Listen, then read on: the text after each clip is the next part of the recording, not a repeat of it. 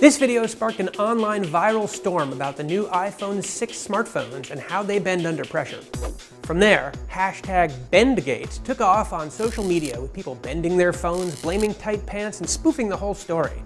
Consumer Reports wanted to bring some science to the matter and find out how much force does it take for a phone to bend and not bend back. So we took 6 smartphones, including the new iPhones, into our labs for stress testing. We used what's called an Instron compression test machine, right behind me. We started at 10 pounds of force for 30 seconds, then released. Then we upped the force in 10-pound increments and noted when the phones first began to deform. Our test lineup?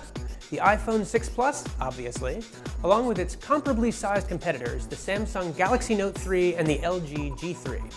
We also tested the smaller iPhone 6 along with the HTC ONE M8. And for Apple fans still holding on to their iPhone 5, we threw that one in too. We tested one sample of each. Turns out, it takes a lot of force to permanently bend one of these new iPhones. And all the other phones we tested for that matter. Even the phones that bent first, the iPhone 6 and HTC ONE, took 70 pounds of force before bending permanently.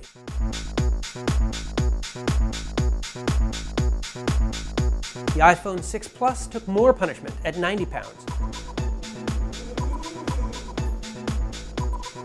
But its smaller, thicker precursor, the iPhone 5, outperformed both its siblings in our test with no noticeable deformation until 130 pounds of force.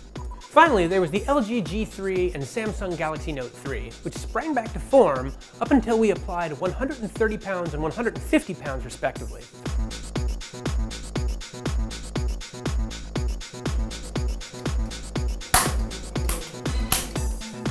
At that point, their screens separated from their cases and stopped working. For comparison, we tested a few pencils in the Instron. It took 80 pounds of force to break 4.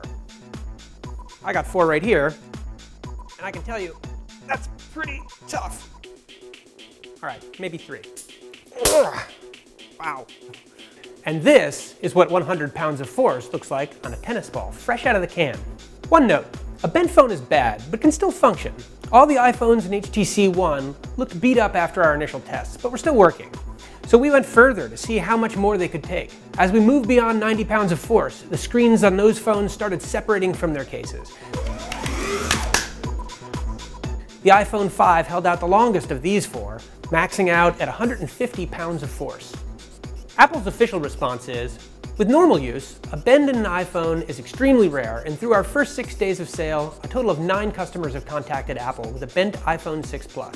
So what's the bottom line for BendGate? Well, based on our comparative tests here at Consumer Reports, while not the strongest phones on the market, fears of a serious structural design flaw in the iPhone 6 and 6 Plus seem overblown. Follow our ongoing coverage of the new iPhone 6s and all of our electronics reviews at consumerreports.org.